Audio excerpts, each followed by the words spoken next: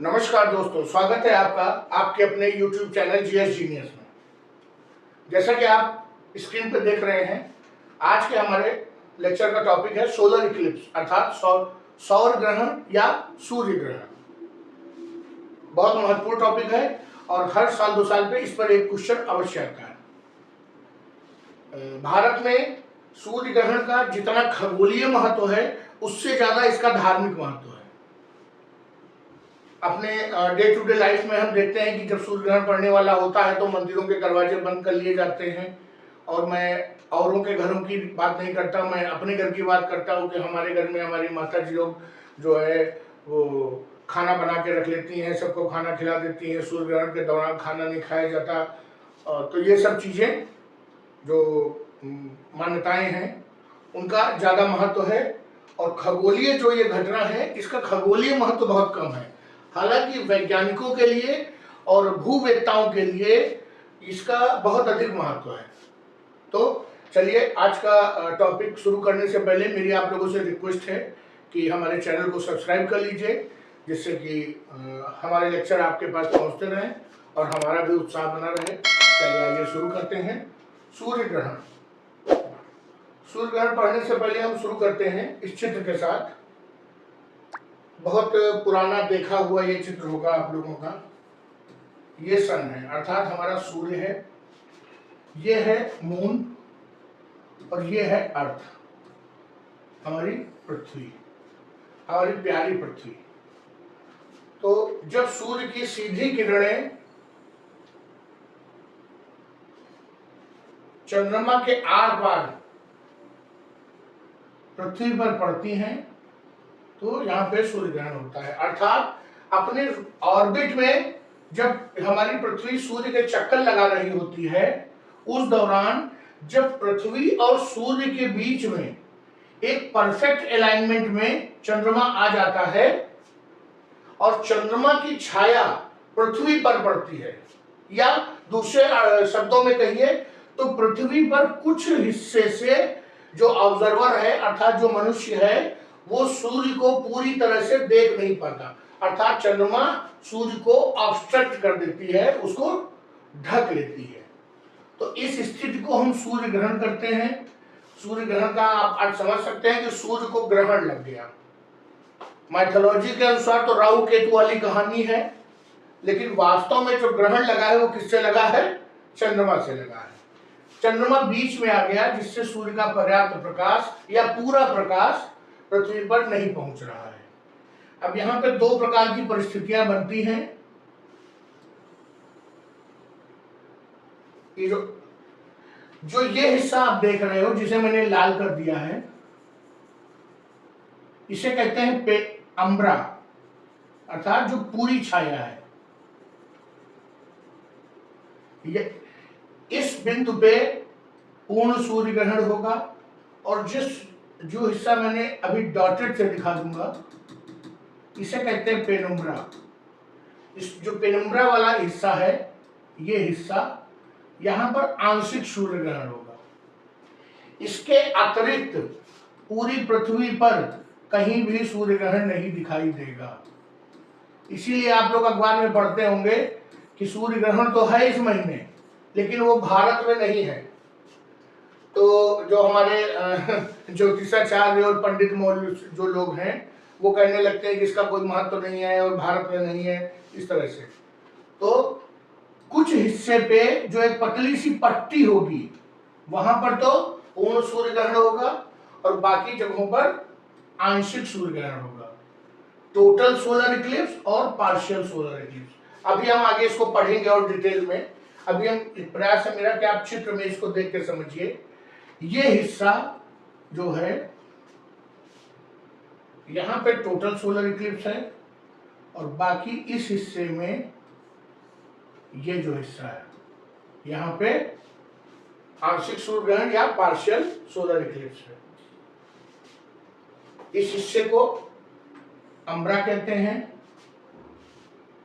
और इसको पेनुम्ब्रा कहते हैं। जो ये नीला हिस्सा है, इसे पेनुम्ब्रा कहते हैं, और जो ये काला वाला हिस्सा है, या जिसको मैंने पहले लाल कर दिया था, ये हिस्सा, इसको अम्ब्रा कहते हैं। ये जो अम्ब्रा की छाया जहां पर पड़ेगी, एक बिंदु पर जहां फोकस्ड होगी, वहां पे टोटल सोलर इक्लिप्स होगा। और पेनुम्ब्रा की छाया जितने पोर्शन में स्कैटर्ड होकर पड़ेगी, वहां पर आंशिक सूर्य ग्रहण होगा। चलिए, चित्र को हमने देख लिया, टोटल इक्लिप्स, पार्शियल इक्लिप्स कैसे, अम्ब्रा पेनुम्ब्रा, ये देख लिया। अब इसके जो वो पॉइंट देखेंगे जहां से एग्जाम में क्वेश्चन फंसते हैं। When moon passes between the earth and the sun, ये क्वेश्चन ऐसे ही आता है। सूर्य ग्रहण से आप क्या समझते हैं? सूर्य, उसमें 4 ऑप्शन होंगे कि जब सूर्य पृथ्वी और चंद्रमा के बीच में आ जाए, जब पृथ्वी सूर्य और चंद्रमा के बीच में आ जाए, जब ये आ जाए वो आ जाए, ऐसे करते हैं और उसी में बच्चे कंफ्यूज हो जाते हैं। जिनकी डीप नॉलेज नहीं होती वो हमेशा कंफ्यूज हो जाएंगे। When the moon passes between earth and sun, जब चंद्रमा सूर्य और पृथ्वी के बीच से गुजरता है। क्यों गुजरता है? क्योंकि वो पृथ्वी का चक्कर लगा रहा है। तो हर एक चक्कर के बाद ऐसी स्थिति आएगी कि जब वो बीच से गुजरेगा, तब वो टेम्परेरी कुछ समय के लिए सूर्य के प्रकाश को ब्लॉक कर देगा। इसी को हम सूर्य ग्रहण या सोलर इक्लिप्स या सौर ग्रहण के नाम से जानते हैं। अगला पॉइंट है path of totality. Path of totality is the area on earth where viewer can experience a total eclipse. मैंने अब पिछले चित्र में, पिछले स्लाइड में ये दिखाया कि एक पतली सी पट्टी या एक पतले सा छोटे सी जगह है जहां पे जो अम्ब्रा था, जो पूर्ण छाया थी, एक जगह पे कन्वर्ज होती है। वहीं पर हमारा टोटल सोलर इक्लिप्स होगा, उसी को टोटलिटी कहते हैं। और उसके बाहर का जो इलाका होगा वहां पर पार्शियल सोलर इक्लिप्स होगा। तो सार यह है कि path of totality is typically a narrow strip. कहां पर है नैरो स्ट्रिप? पृथ्वी पे। When the sun is fully covered, उस जगह से कुछ मिनट्स के लिए सूर्य पूरी तरह से ढक जाएगा और ऐसा लगेगा कि जैसे एकदम से कुछ मिनट के लिए रात हो गई। वही पूर्ण सूर्य ग्रहण है। तो हमने यहां पर 2 पॉइंट देखा कि सोलर इक्लिप्स क्या है, ये एमसीक्यू में आता है। और पाथ ऑफ टोटलिटी अगर कोई पूछता है तो कहेंगे वो नैरो स्ट्रिप है जहां पर कुछ मिनट के लिए सूर्य पूरी तरह से ढक जाता है और वहीं से केवल पूर्ण सूर्य ग्रहण दिखाई देगा। हर बार एक ही जगह से नहीं दिखाई देगा पूर्ण सूर्य ग्रहण। ये मतलब कि पिछले साल यहीं से हुआ था तो वहां पहुंच जाइए। अब सूर्य ग्रहण कितने प्रकार के हो सकते हैं? एक तो मैंने आपको अभी बताया टोटल सोलर इक्लिप्स, जब चंद्रमा पूरी तरह से सूर्य की प्रकाश को ढक लेगा और कोई भी प्रकाश सूर्य तक नहीं पहुंचेगा। पूरी पृथ्वी की बात नहीं हो रही है, उस बिंदु पे कोई भी प्रकाश नहीं पहुंचेगा, तो ये पूर्ण सूर्य ग्रहण हो जाएगा। पूर्ण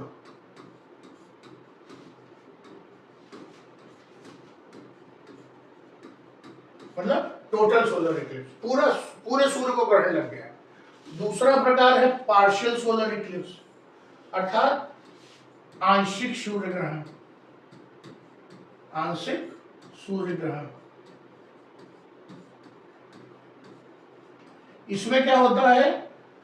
the moon only partially covers the sun creating a crescent shape. अब ये करिए, मान लीजिए सन है और मून ने ऐसे ढका, ये जो लाल वाला हिस्सा है ये मून है, तो सूर्य हमको उस आकार का दिखेगा जिस आकार का वास्तव में चंद्रमा होता है रात में, चंद्राकार। हमको इस तरह से दिखेगा, ये जो डॉटेड वाला एरिया है। तो इसको क्या कहेंगे? पार्शियल सोलर इक्लिप्स कहेंगे।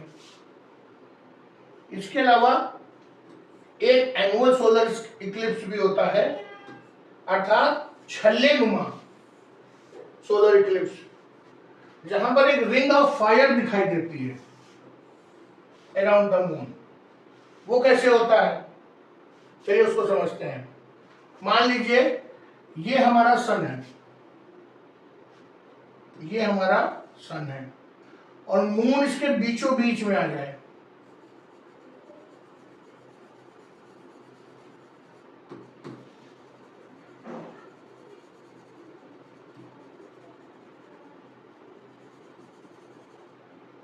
ये मून है मान लीजिए।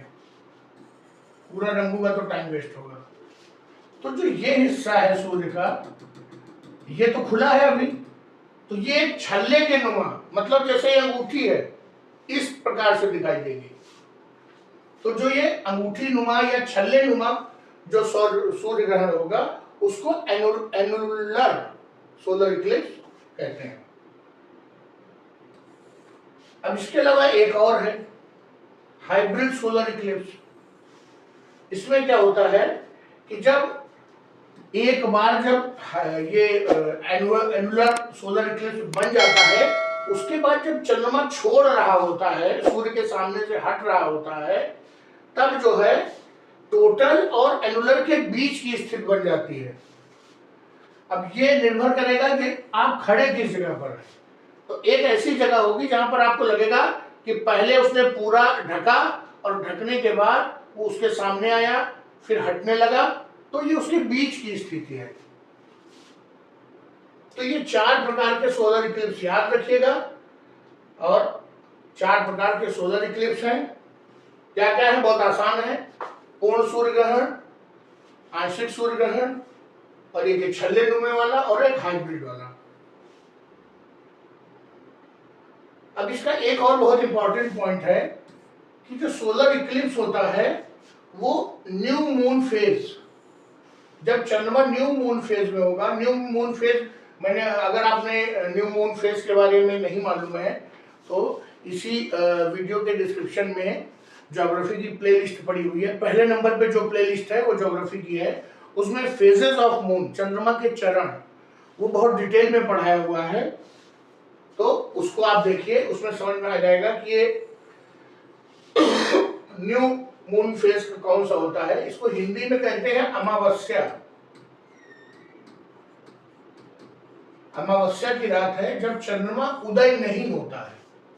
ये उसी दिन केवल सूर्य ग्रहण पड़ता है, लेकिन प्रत्येक अमावस्या को सूर्य ग्रहण नहीं पड़ता है।